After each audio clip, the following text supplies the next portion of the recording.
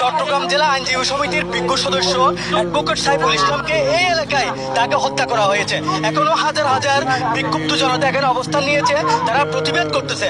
যারা সাইফুলকে হত্যা করেছে, এইগুলো ঘটনা যারা প্রত্যক্ষদর্শী, তাদের কাছ থেকে জানতে চাইবো কারা কিভাবে সাইফুলকে হত্যা করা হয়। ভিতরে ঢুকছি, ঢুকার সাথে সাথে আমাদের ইসলাম ভাই কতগুলা মুসলমান ভাইরা ওদের হাতে যখন পিস্তল দেখছে, কিরিচ দেখছে, সবাই দৌড়তেছে। সবাই দৌড়তেছে, দৌড় দেওয়ার কারণে আমি বিল্ডিং এর নিচে লুকাই গেছি। ও কি করছে, মারা দিয়ে গলায় জবাই করে দিচ্ছে। তিনজনে ধরছে, তিনজনে ধরে গলা জবাই, রক্ত আছে, হাতের রক্ত পুরো গেঞ্জিতে, পুরো পায়ে হাতে সব রক্ত রয়েছে। পাথর, এসিড, কাচের বোতল মারতেছে।